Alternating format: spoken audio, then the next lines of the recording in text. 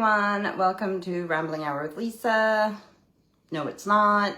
It's my monthly book review, and I haven't done a book review for, I started this that it would be the first Tuesday of the month because I was going through so many books that all my rambling hours were just book reviews basically. So I knew that my mom specifically and other people might not care about all my book reviews, especially if they're books that are like old or hard to find or whatever. So I started doing it the first Tuesday of the month that I would do that. And I did it in, I think I did it in February for January's books. And then I didn't do March or April with February or March's books. And now it is May, so I'm doing February, March, and April books, which isn't that many even, and I'll explain to you why. A few reasons. One, I didn't have a lot of room on my phone because I had too many photos and everything else, so I couldn't put books on my phone. Two, I just remember that some of the books I'll just go like this and put it in after the pictures, and I'll put them in the comments on Facebook, and then on YouTube, when I do the magic like this, it'll show up. But, cause I didn't print off the things, but I did write down my reviews as I listened to them. Cause some of these books, like I said, February, March, and April, I'm listening to Sense and Sensibility right now. I didn't finish it in time. Another reason that I haven't been listening or reading as much is that my ring light was broken, and that's what I face down to take pictures of my books. So I wasn't taking pictures of books as much, but I still have some on my laptop that I need to listen to as well. But then I couldn't put them on my phone from my laptop because I didn't have room on my phone because I had too many pictures. So I'm getting everything together. The first things I want to say too is if you haven't already, go to my YouTube and at Rambling Hour with Lisa, and please like and subscribe on my YouTube, as well as I haven't really told people about it yet because I was adding all the old pictures and now I'm finally caught up. But on Instagram, there's actually at Rambling Hour with Lisa an Instagram dedicated just to my rambling hours now. So let's go over the reviews. I got my trusty book pillow, my cup, and I told you Sense and Sensibility. That's the one that I'm reading right now. I gotta remember this missing tooth. Doesn't look good, so I'll go this way. And Sense and Sensibility by Jane Austen. So it's one of those ones that's supposed to be like a classic. I have to be honest, especially listening to it, maybe if I read it holding the book, it might be a little bit more easy to understand. I don't know if it has a synopsis in here. That might have helped if I read a synopsis. I don't think it does. So I had to look up online the character map, like of who's related to who and who are we talking about now. And at first it was hard to get into. I was like, I don't know if I can do this. No, it doesn't look like it has a synopsis. So I didn't even know what it was about. But I have to be honest, now I think that it's in like 3 sections or something maybe. But as soon as I started the second part,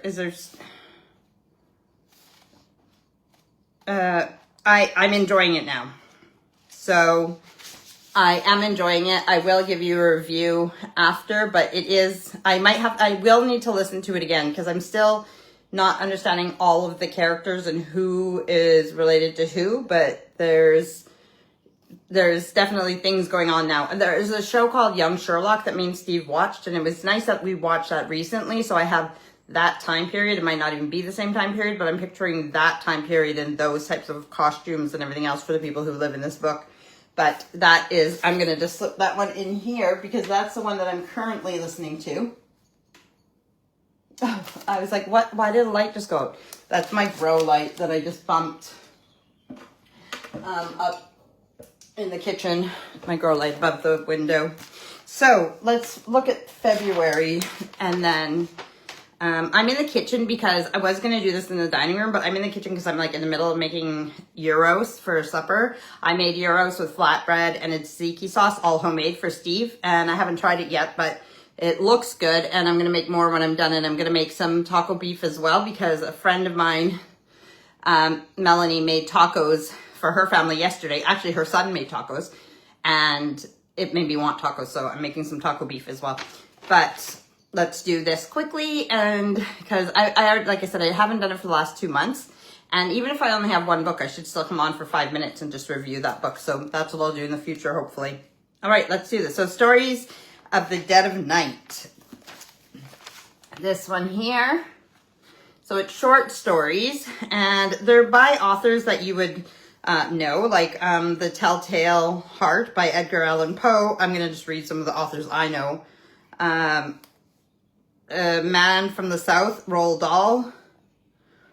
So other people have probably heard of these authors. Ben Hett, Charles Beaumont, John Collier, Jeffrey Household, Samuel Bloss, Gwen Jones, Seiki, H.H. Monroe, Elizabeth Bowen, A.E. Cobard, Anna Cavan, Wilbur Daniel Steele, Edith Wharton, Shirley Jackson, Lord Dunsany, John Moore, C.S. Forster, Ambrose Bierce, and Ray Bradbury.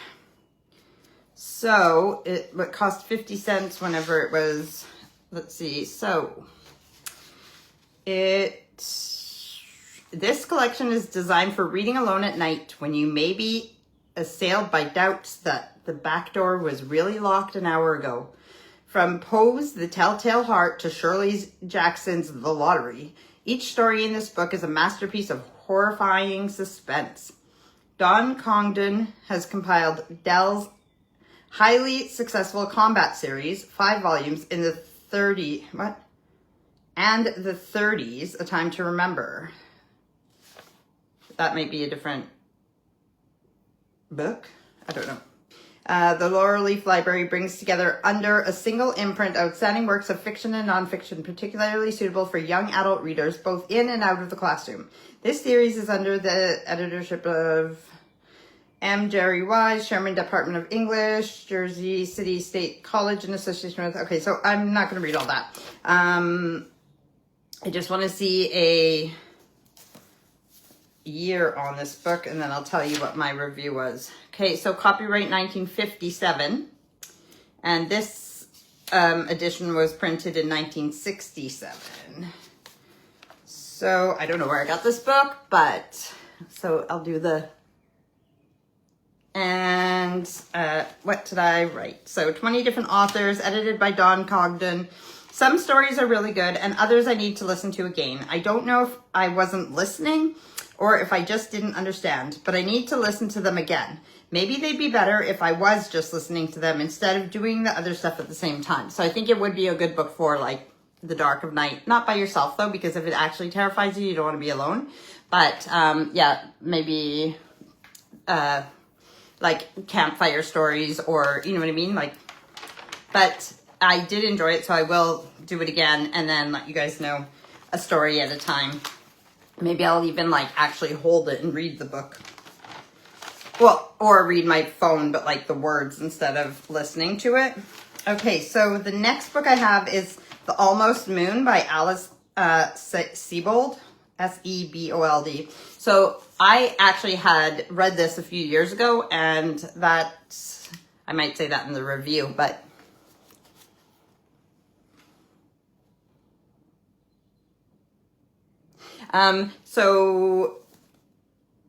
let me read you the things on the back and stuff, and then I'll tell you my review of it. I know that I really liked it the first time I listened to it. Helen Knightley has spent a lifetime trying to win the love of a mother who had none to spare. And as this electrifying novel opens, she steps over a boundary she never dreamt she would even approach. But while her act is almost unconscious, it also seems like the fulfillment of a lifetime's buried desire. Over the next 24 hours, her life rushes in at her as she confronts the choices that have brought her to this crossroads. Exhilarating, unforgettable. This is a remarkable novel in which every word is vital, every nuance felt, candid, gut-wrenching, at times horribly funny, and often beautifully touching. The genius which guides The Almost Moon is its absolute horrible multiple truths, its staggering clarity, says the Irish Times.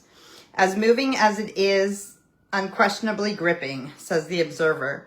As gripping as it is strange and wild, my God, it grips. I lay awake half the night, feverishly hoping both that it would never end and that it would all be over soon, says the Evening Standard. It was really good, and I do recommend this one. It's different. Oh, Auntie Dan says, hi there. I'm at work on my coffee break. Laugh out loud. Yeah, I didn't think people would be joining necessarily right now, but I will post this anyways.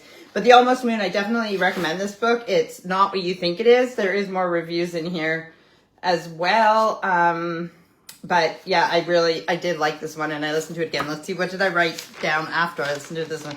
After starting to listen, I remembered most of what happened and that I thought it was a very good book the first time I read it. Yeah, it is. It's a very good book. And I think I actually read this book, not just listened to it the first time. So that one's there. The next is The Little Soul and the Sun by Neale Donald Walsch. Oh, this is like a big book. I have it in the living room. So this is where I'll do the magic. And there's like this empty space right here. So although I don't want my tooth, but if I do this, then this is, this is the fridge right here. That's why there's, so here I will put the book. I can't believe I didn't get these together because I did have my pile in the office. But The Little Soul and the Sun by Neale Donald Walsch. It's a parable of another book, but I can't remember what it is. After starting to list, oh no, that's okay. A great story of why we come to Earth School for good or bad and how we support each other. So it was a parable of, I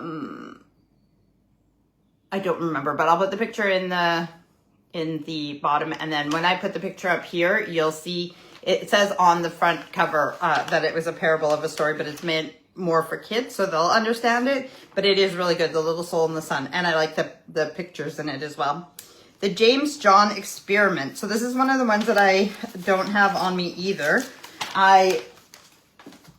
It's one of the ones I took pictures of and then gave to the Spiritualist Church, but by Paul Beard. It's just another psychic study, but I already know this stuff and don't need scientific studies to believe in it.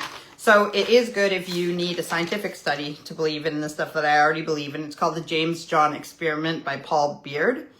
So that is all for February. Going to March, The Message. This is by Colin Fry. So Colin Fry is another psychic medium who people have heard of. I think I've already read some of his books before this one. Do this again for, so this is The Message. Another book that I enjoyed as much as the other medium's book. Reminds me how important it is to be connected to my spiritual life. So, Second Time Around by Mary Higgins Clark. I actually have this book, but I don't have it on my lap again. Why didn't I? So again, I'll put the picture in here when this is on YouTube. Otherwise, I'll put the pictures of the covers in the comments after I'm done this. Second Time Around, it was all right. Good storyline and interesting theories going on in my head while listening, but not my favorite at all. So Second Time Around. I can't even remember what happened in it, actually. So that brings us to these, which is Witches, Midwives, and Nurses. This is one that somebody had online and then I ordered a copy of it. I'm not sure it wasn't that hard to get, but it's A History of Women Healers, Witches, Midwives, and Nurses. A History of Women Healers by Barbara Ehrenreich. I don't know how to say it. EHRENREICH. And then Deirdre English. Witches provide a historical background and justification for the self-help movement, says Carol Downer from LA Self-Help Clinic. One of the most exciting and joyous things I have ever read, says Barbara Seaman, author of Free and Female. The best work I have read on the subject, says Ellen Frankfurt, author, Vaginal Politics. Also available, Compliments and Disorders, The Sexual Politics of Sickness by Barbara Ehrenreich and Deirdre English. And then it tells reviews on that one. It's got pictures from the olden days and so much information. I did actually really like this book. Let me see what I wrote about it.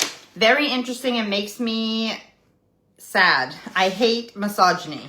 I'm grateful for the time I'm living in, but how quickly things can go back, even in other parts of the world, they aren't as lucky as we are. Misogyny. This book shows how many women over the years have been blamed for things falsely, and how we weren't taken seriously, and how many have been put to death, and just, it's got so much information and it's a really good resource. I did really like this one. Now, we go into April, and I didn't write book reviews for these, like I didn't write them down, so this is How to Make Friends with a Ghost. And it was all right. It was just a cute little story. Yeah. I mean, I could probably read this to the kidlings one day. So it was a cute story. You don't need to go out and buy it if you don't want to, but I will read it one day. Speaking of going out and buying things, so I wanted these books because one of them was about Baba Yaga, and I was trying to get a Baba Yaga collection, but the person who wrote these books, the author, is American, and she didn't ship to the UK. Even I said I would pay for shipping and everything else, so she said she wouldn't ship to the UK. So what did I do? Because I'm a determined little chicken, I got my friend Lisa Vreeland in Florida to order them and get them shipped to her place, and then Lisa shipped them to me. So I can't remember which one comes first, but Children of the Wood. This is a really cute one. So the author is Annie Dowdell, and she does all the art and stuff too. So I'm not going to show you all of it, but this one is good. I don't know if she has a synopsis, but I'll just tell you my thoughts on it. It's got little spells and things in here and poems, but it's good to introduce kids to nature and to keep them connected to nature. So Children of the Wood, a child book of folk magic, copyright 2023 by Anne Arnett, edited by Evan Wilson, all rights reserved, You can go to www.childrenofthewood.etsy.com, Lafayette, Colorado. This book is dedicated to my past, present, and future family. May this book only be purchased, used, handled, or gifted with loving intent and never with malevolence. My dearest child of the wood, it is my intention with this book to offer you a little bit of authentic magic from the wood. Everything in this book was inspired by two ancient ancestral practices that are quite real and still exist today: folk magic and animalism. Before we leap into casting spells, I want to define a few important magical words. What is an ancestor? What is animalism? And then it talks about what is myth, what is a spirit, what is a child of the wood, what is magic, what is folk magic.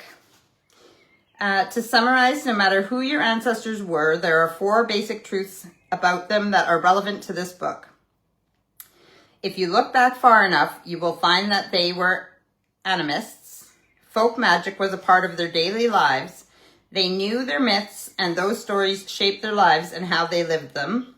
And 4, their magic still exists within you. So I did really like this. It's got a lot of information in it, and it is good. It's too bad that she doesn't ship everywhere, but you know, you can find your way around that if you really want it.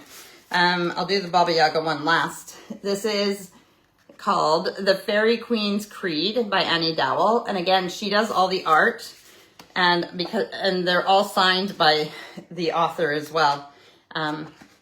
So this one is just a quick little read, and you know, it's her art, so that's one. And then this is Have You Met the Witch of the Wood by Annie Dowell, and that's the one that I really wanted because it's Baba Yaga. It's the same size as the Fairy Queen's Creed, and it's written similar style, but in color pictures, and I love the Baba Yaga.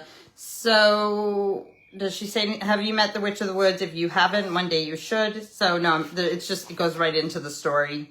And I'm pretty sure the fairy one does too. So those, and that is all for today. Like I said, I'm listening to Sense and Sensibility, and I will try and get done more for the month of May. Me and Steve were just talking about that with Audible options, and then Kindle, and going to Canada, and even on the plane, and carrying real books or using a Kindle there's so many options now and so many books that I can get through, even the classics, even if they're a bit more difficult with the time period and my brain.